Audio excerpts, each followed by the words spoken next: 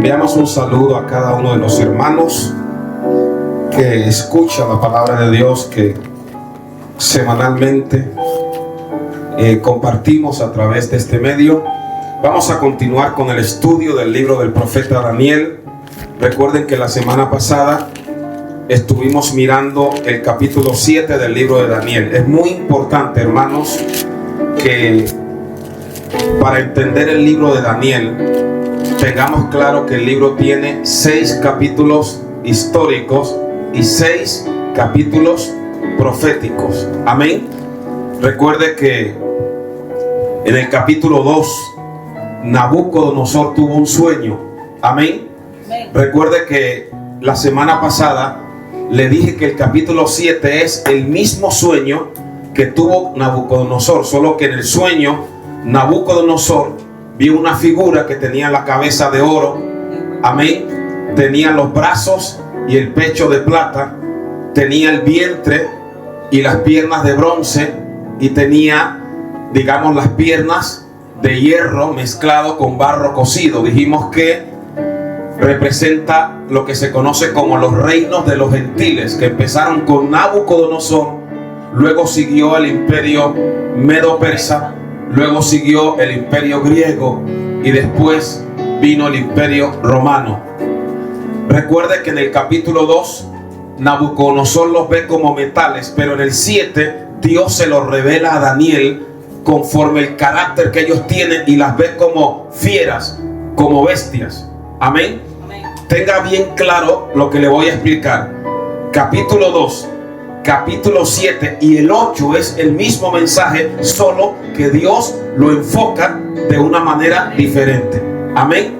Es la misma visión, pero con un enfoque distinto. Usted lo va a ver ahora. Vamos al capítulo 8 del libro de Daniel. Bendito sea el nombre del Señor. Recuerde, estudie capítulo 2, capítulo 7 y el 8, y es el mismo mensaje. En el capítulo 8, versículo 1, bendito el nombre del Señor, pueden tomar asiento. Dice: en el año tercero del reinado del rey Belsasar, me apareció una visión a mí, Daniel, después de aquella que me había aparecido antes. La primera visión Daniel la tuvo en el año primero de Belsasar y ahora la tiene en el año tercero. O sea, entre el capítulo 7 y el capítulo 8 hay un intervalo de ¿cuántos años? 2 años. Amén. Entre la visión que tiene Daniel, lo repito, del capítulo 7 y la visión que tiene Daniel, bendito el nombre del Señor, en el capítulo 8 hay un intervalo de 2 años. Amén. En el capítulo 7, cuando Daniel tuvo esa revelación, tenía 73 años. En el 8, Daniel tiene 75 años. Recuerde que llegó a la edad de unos 16 años a Babilonia. Llegó más o menos con unos 16 años a Babilonia. Así que cuando nosotros llegamos, bendito el nombre del Señor, al capítulo 8, tenemos que tener bien claro que Daniel tiene, repito, 75 años. ¿Cómo voy a entender bien claro Daniel sin confundirme? Muy sencillo. Repito, en el capítulo 2, Daniel ve los reinos como metales. En el 7, Dios se los revela como bestias. El 8, Dios le va a mostrar, le va a ampliar la revelación acerca de 2 de esos reinos, que es el imperio medo-persa y el imperio griego. Amén. Bendito sea el nombre maravilloso del Señor. Entonces, en el capítulo 8, versículo 1, dice: en el año tercero del reinado del rey Belsasar. Recuerde que Belsasar era nieto de Nabucodonosor, era hijo de un general llamado Nabodino y reinó junto a su padre durante 13 años. Así que dice: me apareció a mí, Daniel, una visión después de aquella que me había aparecido antes. Amén. ¿Cuál es la visión? Verso 2. Vi en visión, y cuando la vi, yo estaba en Susa. Recuerde que en el capítulo 7 la visión que tiene Daniel es cuando está en su cama. Lo ha leído. Recuerde que dice que las visiones le sobrevinieron en su cama, pero aquí no. Aquí las vio despierto. Amén. Dios te puede hablar en sueños o te puede hablar despierto. Amén. Y dice el verso 2: y vi en visión, y cuando la vi yo estaba en Susa, que es capital del reino de la provincia de Elán. Le voy a aclarar acerca de lo que era, bendito el nombre del Señor, esa ciudad que se llamaba Susa. Amén. Susa significa lirios, y Susa llegó a ser una de las capitales del imperio persa. Después se convirtió en la capital más importante. ¿Cuántos han leído el libro de Esther? ¿Ustedes no recuerdan que ahí aparece la ciudad de Susa? Vamos rápido ahí al libro de Esther. Bendito sea el nombre maravilloso del Señor. Esther, capítulo 1. Recuerde que esa ciudad de Susa fue convertida en capital del imperio persa por Asuero, que también era conocido como Jerjes. Amén. Que fue el que eligió a Esther. Libro de Esther, dele hacia atrás. Bendito el nombre del Señor. Libro de Esther, capítulo 1. Miren lo que dice el versículo 2. En aquellos días, cuando fue afirmado el rey Asuero sobre el trono de su reino, el cual estaba ¿dónde? En Susa, capital del reino. Ya en esos días, Susa era la capital del reino persa. Esa ciudad, Susa, era una ciudad, bendito el nombre maravilloso del Señor, ubicada a unos 370 kilómetros de Babilonia, y estaba regada por un río que se llamaba el río Ulai. Amén. Entonces, repito, esa ciudad llegó a ser la capital del imperio persa. Allí estuvo Mardoqueo, allí estuvo Esther. Allí fue donde Amán trató de aniquilar a los judíos, incluido el resto de las poblaciones del imperio. Recuerde, ahí fue, en esa ciudad de Susa, donde Esther fue elegida como reina. ¿Cuánto podemos darle a Dios la gloria? Mire lo que dice Esther, capítulo 3, versículo 15. Cuando Amán firma o maquina la destrucción de los judíos, mire lo que dice el libro de Esther, capítulo 15. Y salieron los correos prontamente por mandato del rey, y el edicto fue dado en Susa, capital del reino. Amén. Y el rey y Amán se sentaron a beber, pero la ciudad de Susa estaba conmovida. En esa ciudad de Susa es donde Daniel tiene esa segunda visión. ¿Cuántos pueden entender la palabra de Dios? Volvamos ahí ahora al libro de Daniel, capítulo 8, donde nosotros estamos. Bendecida sea la misericordia de Dios. Entonces, cuando Daniel tiene esa visión, él se encontraba en esa ciudad de Susa, y él dice que es la capital del reino en la provincia de Elán. Y dice: vi pues una visión estando junto al río Ulai. Bendecido el nombre maravilloso del Señor. Ese río Ulai hoy se conoce con el nombre del río Karún. Amén. Pero en aquel tiempo se conocía como el río Ulai. Esa ciudad de Susa había sido agrandada, hermoseada con edificios. El rey Asuero la había, hermano, la había reformado de tal manera que no estamos hablando de cualquier ciudad. Sigamos con el versículo 3. Alcé los ojos y miré. Él va a hablar de la visión que tuvo junto al río. Y aquí un carnero que estaba delante del río. ¿Cuántos saben lo que es un carnero? Un carnero es el macho de la oveja.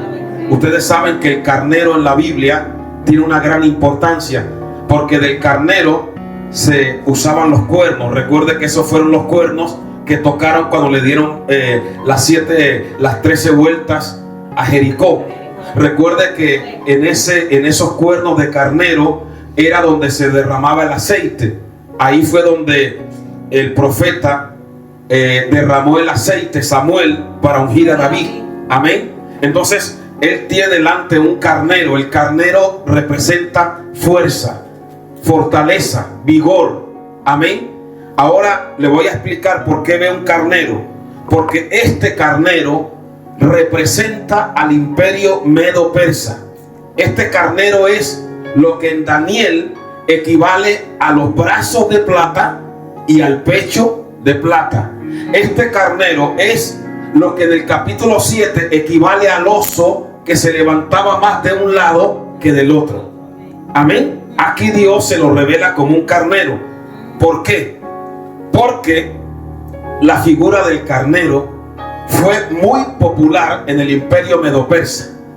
Las columnas, ellos las adornaban con la figura de un carnero, las banderas, las monedas. De hecho, en la corona del rey persa había la cabeza o la figura de un carnero. Amén. Entonces, cuando él tuvo esa revelación.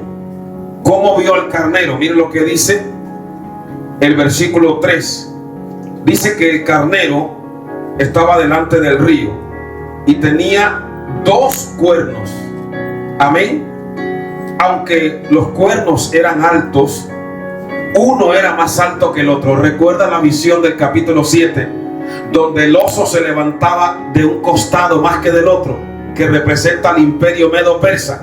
Amén. Y aquí usted ve, mire la exactitud de la revelación de Dios. Miren lo que dice aquí en el versículo 3.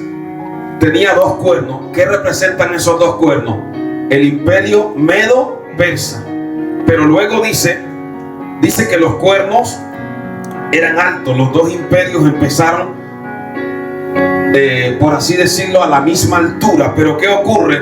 Dice que uno era más alto que otro. El imperio persa llegó a tener más altura y mayor dominio que los medos. De hecho, al final los persas terminaron dominando a los medos. ¿Lo está entendiendo? Por eso un cuerno era más alto que otro. La misma visión del capítulo 2, la misma del 7 del oso que se levantaba más de un lado que del otro. Y aquí un cuerno es más alto que otro. Los persas dominando sobre los medos. Bendito el nombre maravilloso del Señor. Y el verso 4 dice: vi que el carnero hería con los cuernos al poniente, al norte y al sur. Recuerde que en el capítulo 7 el oso dice que se le dieron 3 costillas y se le dijo: levántate y devora mucha carne. Aquí es lo mismo. Dice que el carnero, bendito el nombre del Señor, arremetía, versículo 4, contra el poniente, el norte y el sur. Aquí habla de esas 3 naciones que los persas dominaron: Babilonia, Lidia y Egipto. Miren la exactitud de la palabra de Dios. Hería con los cuernos, habla del poder. Los medos y los persas tenían un ejército tan numeroso que ellos podían invadir una ciudad, invadir una nación y vencerlo. Por eso se le presenta como un carnero, con mucha fuerza, con mucho vigor. Pero miren lo que sigue diciendo la palabra de Dios. Dice en el versículo 4, Daniel 8:4: vi que el carnero, o sea el imperio medo-persa, hería con los cuernos al poniente, al norte y al sur. Y oiga bien, y que ninguna bestia podía parar delante de él. Tenían una fuerza que ninguna nación, ningún reino podía hacerle frente. Ni había quien escapase de su poder, y hacía conforme a su voluntad, y se engrandecía. Tenían tal poder que ellos llegaron a ensoberbecerse y a creerse invencibles. Pero miren lo que dice el verso 5.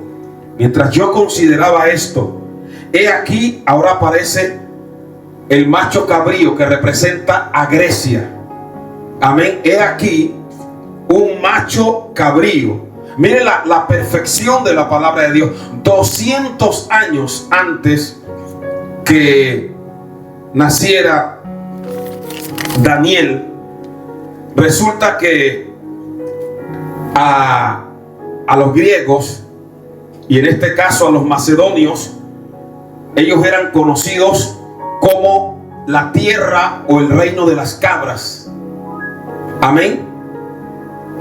Recuerde que estoy hablando de un macho cabrío.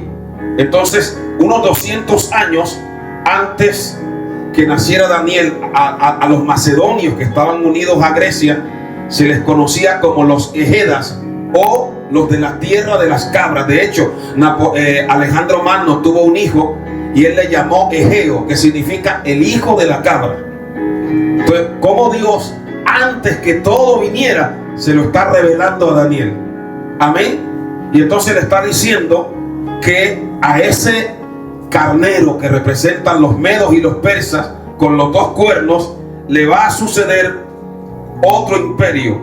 Cuanto más ensoberbecido se encontraba, dice la palabra que un macho cabrío venía del lado del poniente sobre la faz de la tierra. ¿Por qué venía como volando el macho cabrío? Porque representa la velocidad y la fuerza con que Alejandro Magno conquistó a sus enemigos a una velocidad tremenda. Este Alejandro Magno fue el que lideró ese imperio que era el imperio griego, amén, que dominó Egipto, dominó Babilonia y se extendió incluso hasta la India. Amén.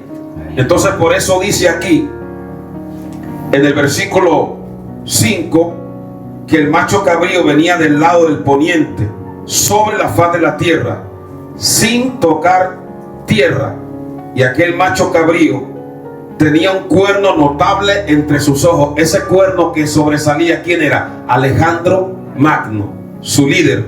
Amén. Era como un unicornio que sobresalía, porque hasta el tiempo de Alejandro Magno nunca había habido un líder político o un general que tuviera tal poder y tal capacidad de conquistar prácticamente al mundo conocido. Amén. Dios le estaba mostrando a él que se iba a levantar un líder que iba a sobresalir por encima del resto de los que habían existido. Y el verso 6 dice: y vino hasta el carnero. ¿Qué representa el carnero? El imperio medo-persa. Entonces vino hasta el carnero, amén, de dos cuernos, léalo conmigo, que yo había visto en la ribera del río, y corrió contra él con la furia de su fuerza. Y lo vi, que llegó junto al carnero y se levantó contra él y lo hirió y quebró sus dos cuernos. Amén. O sea, aquí es cuando Grecia toma al carnero, al imperio medo-persa, le quiebra los dos cuernos, o sea, le quita el poder a los medos y a los persas, y eso lo hace él en tres grandes batallas. Una de las batallas fue en el año 334, que fue la batalla de Gránico. La segunda batalla fue en el 333, la batalla de Iso, y la tercera fue en Siria, que se llamó la batalla de Arbela. Ahí, mire este hombre Alejandro la capacidad que tenía, hermano. Se enfrentó a un ejército de 1.000.000 que formaban los medos y los persas, y él con 30.000 hombres y 5.000 jinetes venció a 1.000.000, porque él usaba unas tácticas militares que hasta ahora nadie las había utilizado en el campo de batalla. Y ahí se cumple la visión que tiene Daniel cuando dice que llegó junto al carnero, se levantó contra él, lo hirió y le quebró sus dos cuernos. Él toma y vence tanto a los medos como a los persas. ¿Lo están entendiendo? La misma revelación de Daniel 2, amén, la misma revelación de Daniel 7, pero con ampliado conforme Dios se lo va revelando a Daniel aquí en el capítulo 8. Le quebró sus dos cuernos. Y oiga bien, verso 7, y el carnero, o sea, el imperio medo-persa, no tenía fuerzas para pararse delante de él. Lo derribó por tanto en tierra y lo pisoteó, y no hubo quien librase al carnero de su poder. Alejandro Magno sometió de una manera tan tremenda a los medos y a los persas, que los humilló. Amén. Y ese gran imperio que había sido el de los medos y los persas quedó reducido a nada, porque él los pisoteó y se paró por encima de ellos, conforme a lo que Dios le reveló a Daniel. Mire la exactitud de la revelación de Dios. Ahora sigamos. Versículo 8. Y el macho cabrío. ¿A quién representa el macho cabrío? A Grecia, Alejandro Magno. Amén. Verso 8. Amén. Léalo conmigo. Y el macho cabrío se engrandeció sobremanera, pero estando en su mayor fuerza, aquel gran cuerno, o sea, Alejandro Magno, aquel gran cuerno fue quebrado, y en su lugar salieron otros 4 cuernos notables hacia los 4 vientos del cielo. Este hombre llegó a llenarse de tanta soberbia, Alejandro, que él llegó a creer que ya no era humano. Y en una de los viajes que hizo, él vino hasta Babilonia y él se bañó en las aguas del Éufrates.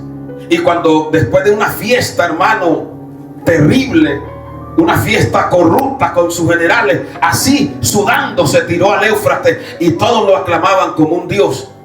Pero cuando salió de las aguas, al rato empezó a sentir, hermano, fiebres, escalofrío. Se cree que cogió la malaria y al poco tiempo murió. Por eso aquí, miren la perfección, miren que Dios todo lo conoce antes que suceda.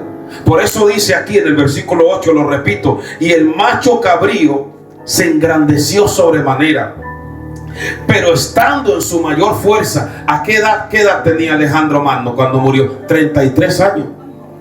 Estando en su mayor fuerza, nos dice, aquel gran cuerno fue quebrado, su poder. Amén. Y en su lugar salieron otros cuatro cuernos notables. Recuerda que en el capítulo 7 al imperio griego se le presenta como un leopardo con 4 cabezas y 4 alas. Miren la exactitud de la revelación de Dios. Aquí no aparece con 4 cabezas ni con 4 alas, pero dice salieron 4 cuernos. ¿Qué representa? Recuerde que cuando murió Alejandro, su reino fue dividido entre sus 4 generales. Yo lo enseñé. Amén. Primero él tenía un hijo. Ellos creyeron que el hijo podía reinar, pero el hijo murió asesinado. Luego un hermanastro también. Y su reino fue dividido entre 4 generales, digamos, de mayor rango. Uno se llamaba Lisímaco. Él tomó Tracia y Asia Menor. Amén. Siria y la región del este le tocó a uno llamado Seleuco. Egipto, Libia y Arabia fue gobernada por Ptolomeo. Y luego Macedonia y Grecia por un general llamado Casandro. Amén. Ahí se cumplió la revelación que tuvo Daniel cuando habla de que en su lugar salieron 4 cuernos, 4 naciones, 4 generales que se dividieron el poder que había ostentado Alejandro Magno. ¿Cuánto podemos darle a Dios la gloria? Amén. Jesús dijo: el cielo y la tierra pasará, pero mi palabra no pasará. Aquí nosotros vemos la perfección absoluta de la palabra de Dios. La profecía es historia escrita por anticipado.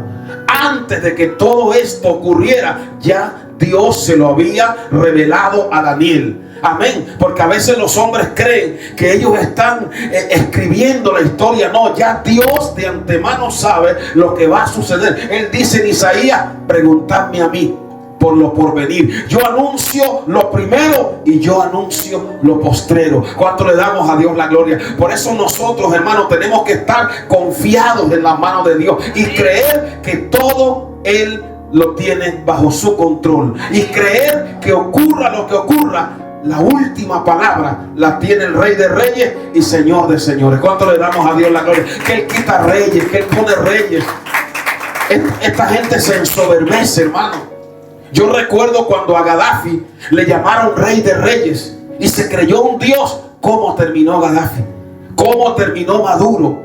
¿Cómo han terminado todos aquellos que han desafiado a Dios y han creído que están por encima del Señor? Hermano, por encima de Dios no hay nadie. El primero que se rebeló contra Dios fue Lucifer, cuando dijo: subiré al cielo y en lo alto, junto a las estrellas, levantaré mi trono y seré semejante al Altísimo. Pero ¿qué le dijo el Señor? Mas tú derribado eres hasta el Seol. Todos los que te miren se avergonzarán. Hermano, todo aquel que se ensoberbece contra Dios, hermano, va camino a la derrota, porque dice que Jehová atiende al humilde, pero mira de lejos al altivo. ¿Cuánto podemos darle a Dios la gloria? Así que confiemos que todo está bajo el control del Señor. Amén. ¿Quién vive, iglesia? Y a su nombre sea la gloria. Entonces ahora ya el carnero ha sido vencido por el macho cabrío, y ya el macho cabrío se le ha cortado el poder y su reino ha sido dividido entre sus 4 generales. Ahora sigamos. Versículo 9. Ya hemos hablado de 4 cuernos en el 8, 4 generales, pero mire el 9, léalo conmigo. Y de uno de ellos salió un cuerno pequeño que creció mucho al sur y al oriente y hacia la tierra gloriosa. De uno de esos 4 generales, Dios le reveló a Daniel que se iba a levantar otro líder, un cuerno pequeño, pero que iba a crecer mucho. ¿Sabe a quién se estaba refiriendo? A un rey que iba a levantarse de la parte siria, que se llamaba Antíoco Epífanes. Amén. Recuerde que los 4 generales de Alejandro se dividieron su imperio, y a la parte siria, a los que gobernaron en Siria, se le llamaron los Seleucidas, de Seleuco. El padre de Antíoco Epífanes se llamaba Seleuco III, y este Antíoco Epífanes fue uno de los reyes o de los líderes más malvados que ha existido a lo largo de la historia, y se lo voy a explicar. Aquí nos dice que ese cuerno pequeño creció hacia el sur. Él terminó dominando Egipto, y al oriente y hacia la tierra gloriosa. ¿A qué se refiere cuando habla de la tierra gloriosa? Jerusalén. Amén. Creció hacia allá y tomó el dominio. Y aquí nos dice: y se engrandeció, verso 10, se engrandeció hasta el ejército del cielo, y parte del ejército y de las estrellas echó por tierra y las pisoteó. Recuerde, ese cuerno pequeño se conoce con el nombre de Antíoco Epífanes. De hecho, el nombre Epífanes significa Dios manifestado. Miren la blasfemia. O sea, se hacía llamar como el Dios manifestado. O sea, de hecho, Antíoco Epífanes es, proféticamente hablando, una de las figuras del anticristo. Recuerde cuando estudiamos Apocalipsis que el anticristo dice que abrirá su boca en blasfemias contra Dios, contra el cielo y los que moran en su tabernáculo. Entonces, estos líderes que se han ido levantando a lo largo de la historia, Antíoco Epífanes, algunos faraones, Hitler, son como un adelanto para Dios mostrarle al mundo lo que va a suceder en la figura de ese personaje que la palabra llama el anticristo. Recuerde que Juan habló de que ya habían venido y vendrían muchos anticristos. A mí cuando me preguntan: oye pastor, apareció una persona en tal lugar o en cuál otro el anticristo, yo no me detengo allí, porque yo voy concentrado y detenido y mirando la palabra de Dios. Yo sé que van a venir muchos anticristos, y yo sé que antes que se manifieste el gran anticristo van a aparecer otros, amén, que van a ser usados por el enemigo para tratar de hacerle daño al pueblo de Dios, a los judíos. En los tiempos de la persecución del primer siglo, cuando los césares o algunos perseguían a los cristianos y los echaban en los coliseos, a los leones, hubieron hermanos que creyeron que aquel César o aquella persona era el anticristo. No lo era, pero sí hacía cosas de las que va a ser el anticristo. Muchos creyentes, cuando apareció Hitler, pensaron que Hitler era el anticristo. Amén. Otros pensaron que era Mao, otros pensaron que era Stalin. Amén. Pero la palabra lo que nos llama a nosotros es a estar atentos, a velar, a tener los ojos espirituales abiertos. Amén. Y a estar esperando el momento cuando el Señor venga a levantar a su iglesia. Amén. Este Antíoco Epífanes es tipo del anticristo. ¿Por qué? Vamos a seguir leyendo. Nos dice de ese cuerno pequeño que salía de uno de esos 4 cuernos. Dice que creció hacia el sur y al oriente y hacia la tierra gloriosa. Estamos hablando de Jerusalén. Y se engrandeció hasta el ejército del cielo, y parte del ejército y de las estrellas echó por tierra. ¿A qué estrellas se refiere? Recuerde que yo le dije que en Apocalipsis los ángeles, los pastores de las iglesias, Dios los tiene como estrellas. Y recuerde que en Apocalipsis 12, cuando aparece la visión de la mujer que representa a Israel, dice que tenía una corona de ¿cuántas? De 12 estrellas, que representa a los hijos de Israel, a las 12 tribus. Entonces, cuando dice aquí que este cuerno pequeño arrojó, bendito el nombre maravilloso del Señor, se engrandeció sobre el ejército del cielo y echó las estrellas por tierra, habla de todo lo que iba a hacer Antíoco Epífanes contra el pueblo judío. Este hombre fue tan terrible, hermano, que él invadió la tierra santa, asesinó a un sumo sacerdote que era un hombre que amaba a Dios, que se llamaba Onías III, y se llenó tanto del diablo, hermano, que él prohibió al pueblo judío celebrar las festividades que Dios le había ordenado en su palabra. La Pascua, Pentecostés, eso quedó prohibido, y en lugar de eso él ordenó que celebraran fiestas a los dioses paganos y a los demonios. De hecho, muchos judíos, por miedo a perder la vida, se sometieron. Pero hubo otro grupo que se conocieron como los macabeos, que no se sometieron a eso, que lucharon, que resistieron, que pelearon, que se fueron a las montañas. Amén. ¿Qué hizo este Antíoco Epífanes, que se hacía llamar como el Dios manifestado? Profanó el altar. Recuerde que en el altar se ofrecían un sacrificio en la mañana a Dios, un cordero, y uno por la tarde. Pues él ordenó que en el altar ofrecieran animales inmundos, incluidos cerdos. Y en las cámaras donde estaban los sacerdotes de Jehová, él organizaba orgías sexuales con prostitutas y con rameras. Por eso este hombre fue terrible, hermano. Amén. Antíoco Epífanes. Por eso dice aquí en el versículo 10 que se engrandeció contra el ejército del cielo y pisoteó las estrellas. Él pisoteó al pueblo de Dios. Amén. Y en el versículo 11, aún se engrandeció contra el príncipe de los ejércitos. ¿Quién es el príncipe de los ejércitos? Amén. Nuestro Dios.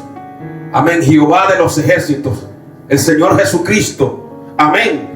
Y por él, o sea, por este rey, fue quitado, vaya leyendo el verso 11, el continuo sacrificio. Yo le dije que en el templo se ofrecían sacrificios continuos, un cordero por la mañana y un cordero a las 3 de la tarde.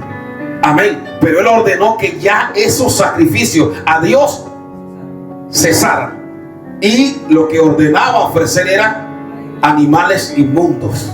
Por eso Antíoco Epífanes va o fue tipo del anticristo, que dice la palabra que él va a profanar el templo de Dios, haciéndose pasar como Dios. Que él, este Antíoco Epifanés, primero convenció al pueblo con palabras de paz, pero luego los traicionó, y así va a ser el anticristo. Él va a firmar un pacto de paz con Israel, pero a la mitad de la última semana, que la veremos mañana, la semana número 70 de Daniel, él va a quebrantar ese pacto, los va a traicionar y muchos van a morir como mártires. Amén. Por eso aquí Dios le está mostrando a Daniel acerca de este hombre, porque este hombre es una figura de lo que va a ser el anticristo, Antíoco Epifanés. Y nos dice aquí, estamos en el versículo 11: y por él fue quitado el continuo sacrificio, y el lugar de su santuario fue echado por tierra. Él pisoteó el santuario de Dios. Verso 12: y a causa de la prevaricación le fue entregado el ejército junto con el continuo sacrificio, y echó por tierra la verdad, e hizo cuanto quiso y prosperó. Esto me recuerda la profecía que aparece en Apocalipsis, que dice que al anticristo se le va a permitir hacer guerra contra los santos del Altísimo y vencerlos por algún tiempo. Amén. Dice que aquí aparentemente él iba prosperando y venciendo al pueblo de Dios. Y sigue diciendo en el versículo 13: entonces oí un santo que hablaba, y otro de los santos preguntó a aquel que hablaba: ¿hasta cuándo durará la visión del continuo sacrificio y la prevaricación asoladora, entregado el santuario y el ejército para ser pisoteado? Ustedes recuerdan cuando Jesús habló de una cosa que él llamó la abominación desoladora. Amén. Se estaba refiriendo en parte a esto, pero también a lo que va a ocurrir, porque el anticristo va a repetir prácticamente lo mismo que hizo Antíoco Epifanés. Vamos a ir a Mateo para que lo vean allí. Mateo, para que ustedes cuando oigan hablar de la abominación desoladora sepan que se refiere a esa profanación que se hizo en aquel templo, y también a la que va a ocurrir en el futuro por medio del anticristo. Se llama la abominación desoladora. ¿Por qué? Porque estaba ofreciendo algo abominable, sucio e impuro en el altar de Dios. Mateo capítulo 24. Bendito sea el nombre maravilloso del Señor. Mateo, vamos a leer Mateo 24 del 3 en adelante. Y estando él sentado en el monte de los olivos, los discípulos se le acercaron aparte diciendo: dinos, ¿cuándo serán estas cosas? ¿Y qué señal habrá de tu venida y del fin del siglo? Respondiendo Jesús les dijo: mirad que nadie os engañe, porque vendrán muchos en mi nombre diciendo: yo soy el Cristo, y a muchos engañarán. ¿Está hablando de qué? De los anticristos. Un anticristo es aquel que se presenta como Cristo. Amén. Y oiréis de guerras y rumores de guerras. Mirad que no os turbéis, porque es necesario que todo esto acontezca, pero no es el fin. Cuando hubo la primera guerra mundial, que dejó más de 15 millones de muertos, los que vivían, y yo los entiendo, creían que era ya el fin del mundo. Luego vino la Segunda Guerra Mundial, que dejó más de 50 millones de muertos. Algunos dicen que hasta 100. Amén. Y la gente, cuando experimentó el terror de Hitler, del emperador japonés, de Rusia, pues creían que era el final. Amén. Pero no era el fin. Amén. Oiréis de guerras y rumores de guerras, dice el Señor, y se levantará nación contra nación y reino contra reino. Y habrá pestes como lo que está ocurriendo ahora, y hambres y terremotos en diferentes lugares, y todo esto será que principio de dolores. En el griego, la palabra principio de dolores es odine, que se refiere al principio de dolor que siente una mujer cuando va a dar a luz. ¿Qué es lo que el Señor está diciendo? Cuando ustedes oigan y vean las guerras, vean la peste, vean esas calamidades, vean esos falsos profetas, vean el deterioro del evangelio, vean esa frialdad, eso indica que empiezan los dolores de parto para dar a luz a una nueva era. ¿Cuántos pueden bendecir al Señor? ¿Quién vive? Y a su nombre. Entonces dice: entonces os entregarán a tribulación y os matarán y seréis aborrecidos de todas las gentes por causa de mi nombre. Muchos tropezarán entonces y se entregarán unos a otros, y unos a otros se aborrecerán. Y aquí dice: y muchos falsos profetas. No confunda un falso Cristo con un falso profeta. Amén. Y muchos falsos profetas se levantarán y engañarán a muchos. Ahí es donde surgen los mormones.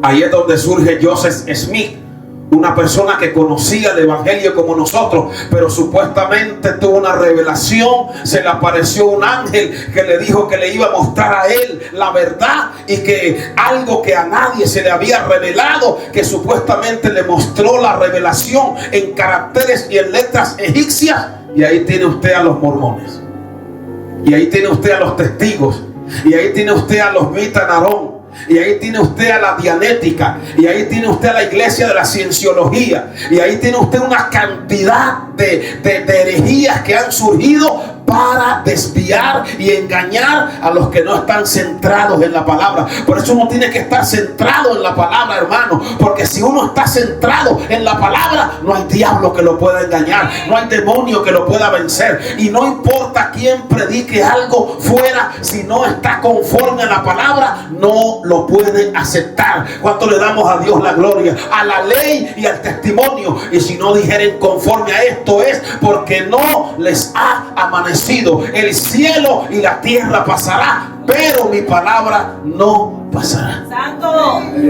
A su nombre sea la gloria. Persona que conoce la palabra no se deja engañar. Una persona que conoce la palabra y le diga: mire, entregue aquí usted una cantidad de dinero y entonces Dios le va a hacer el milagro. El que conoce la palabra dice: tu dinero perezca contigo, porque el don de Dios no se obtiene por dinero, porque por gracia soy salvo. Y hay una cantidad de engañadores por ahí, por internet, amén, engañando a las personas, manipulándolas, cuando de gracia hemos recibido y de gracia hemos de dar, amén, porque hemos sido rescatados no con cosas corruptibles como oro o plata, sino con la sangre preciosa de nuestro Señor Jesucristo. ¿Cuánto le damos a Dios la gloria? Si hay alguien que viene predicándole un evangelio que usted puede vivir como le da la gana, repréndalo, porque sin santidad nadie verá al Señor.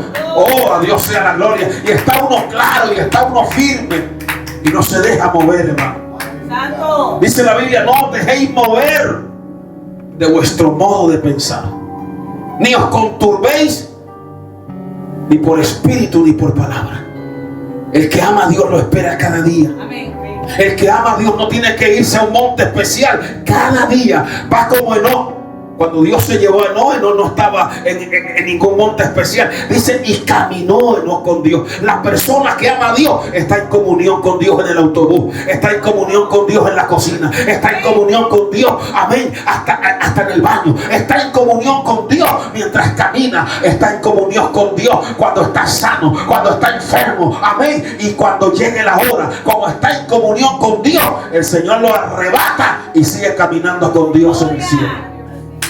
Cristo vive para siempre. A Él sea la gloria, a Él sea la adoración, hermano. Y está claro en la palabra y no se deja desviar. Entonces aquí en Mateo 24 el Señor dice en el versículo 12: y por haberse multiplicado la maldad, el amor de muchos se enfriará. Hoy en día hay mucha gente, hermano, congelada espiritualmente. Y el verso 13 dice: mas el que persevere hasta el fin, este será salvo.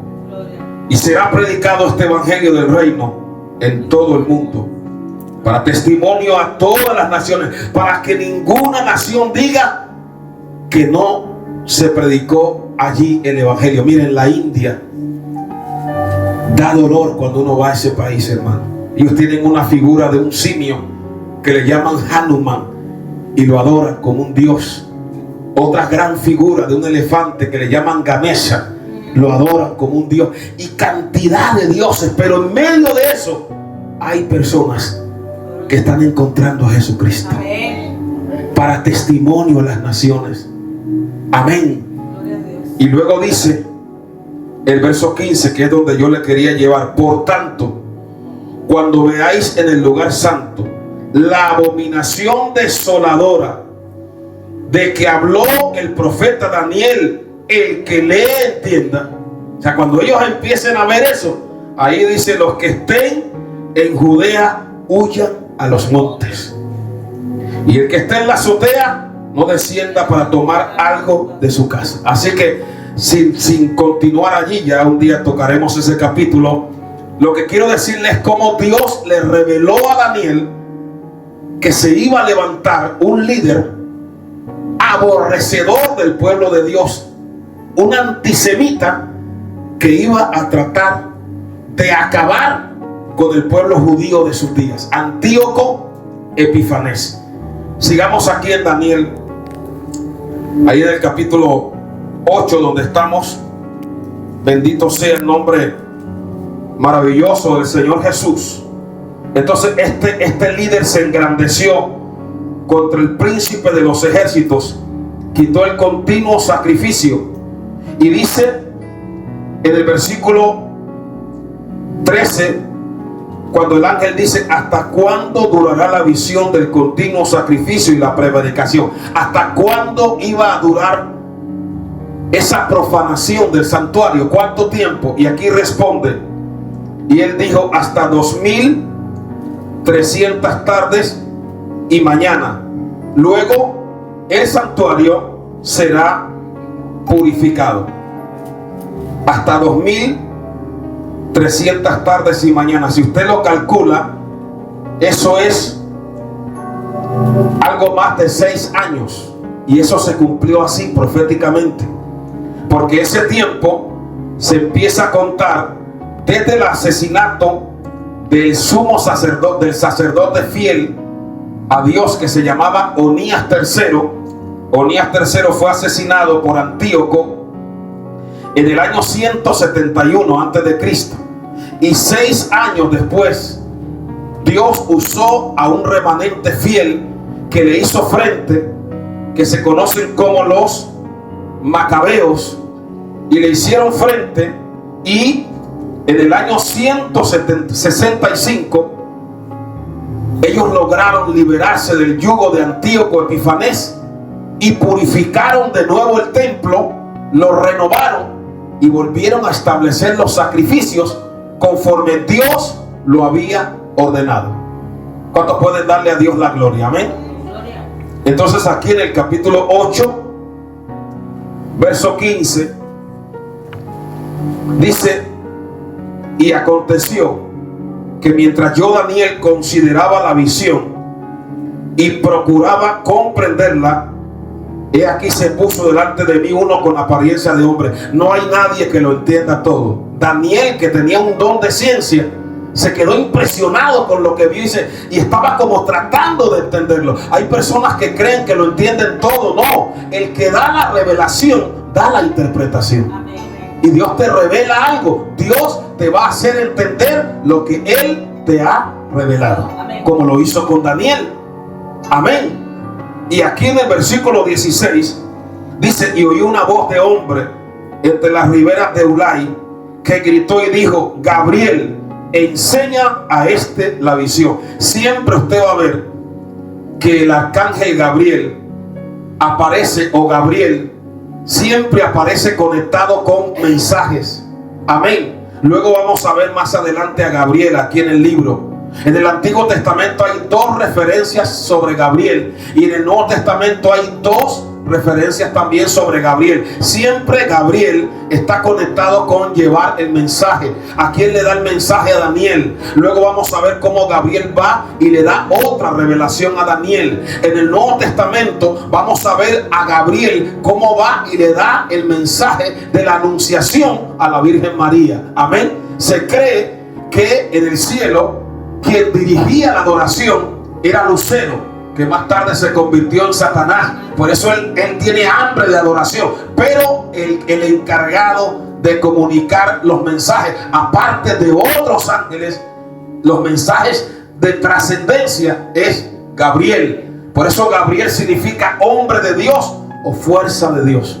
Amén. Y entonces Gabriel, se le dice a Gabriel que le enseñe la visión a Daniel. Y entonces dice, versículo 17: vino luego cerca de donde yo estaba, y con su venida me asombré y me postré sobre mi rostro. No es que Daniel adorara a Gabriel, sino que cuando uno tiene un encuentro con lo sobrenatural, muchas veces no sabe cómo reaccionar. Y el deseo de él era adorar, en este caso no a Gabriel, sino a Dios. Pero miren lo que le dijo Gabriel: entiende, hijo de hombre, porque la visión es para el tiempo del fin. Le está diciendo a Daniel, eso que Dios te ha revelado es para el tiempo del fin. Era para el futuro, pero también se cumplirá parte de eso con la manifestación del anticristo. Eso se llama en la Biblia profecía de doble o triple referencia, que tiene aplicación en ese momento, en el futuro y aún para un futuro mucho más de mayor alcance. Recuerde, Daniel capítulo 2 es la misma revelación que Daniel capítulo 7, y Daniel 8 es una ampliación de lo que Dios le reveló a Daniel en el capítulo 7. Solo que allí los ve como bestias y aquí ve a un carnero y a un macho cabrío y todo lo que se le iba a levantar de ese imperio que era el imperio griego. ¿Cuántos pueden darle a Dios la gloria? ¿Cuántos están entendiendo la palabra? Amén. Entonces, ya casi vamos hacia el final.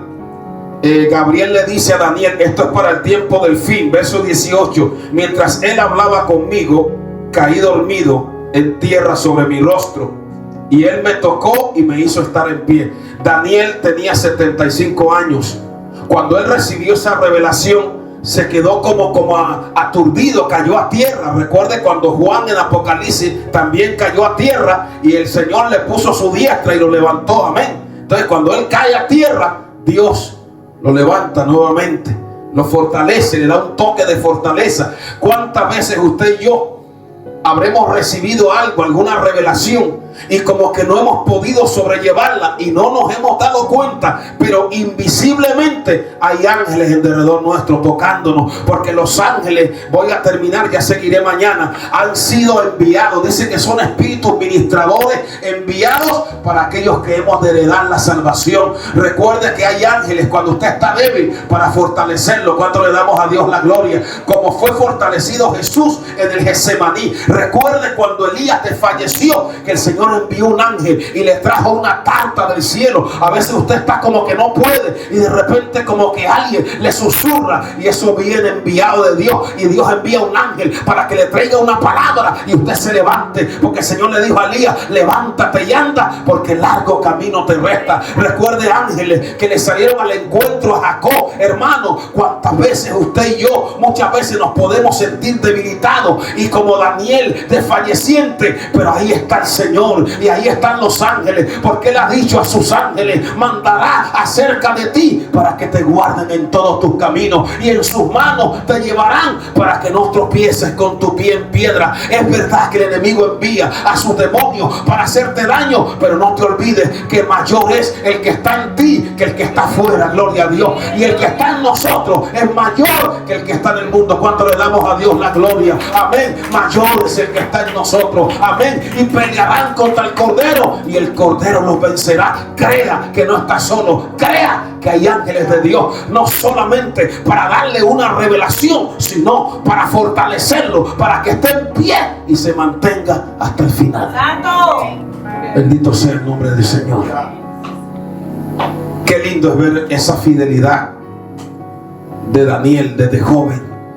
No hay mejor inversión que uno pueda hacer en la vida que invertir su juventud en las manos de Dios. Porque Dios honra a los que le honran. Amén. Y con la ayuda de Dios, mañana vamos a terminar, a continuar. Porque aquí Gabriel le dice: yo te enseñaré lo que ha de venir al fin de la ira, porque eso es para el tiempo del fin. Y el verso 20 dice: en cuanto al carnero que viste, que tenía 2 cuernos, estos son los reyes de Media y Persia. Amén, le da la interpretación.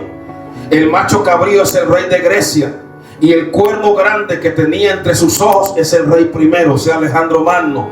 Y en cuanto al cuerno que fue quebrado, y sucedieron 4 en su lugar, significa que 4 reinos se levantarán de esa nación, aunque no con la fuerza de él. Y así se cumplió. Amén. Y al fin del reinado de estos, cuando los transgresores lleguen al colmo, se levantará un rey altivo de rostro y entendido en enigma. Estamos hablando de Antíoco Epifanes, pero que también nos proyecta la figura del anticristo. Amén.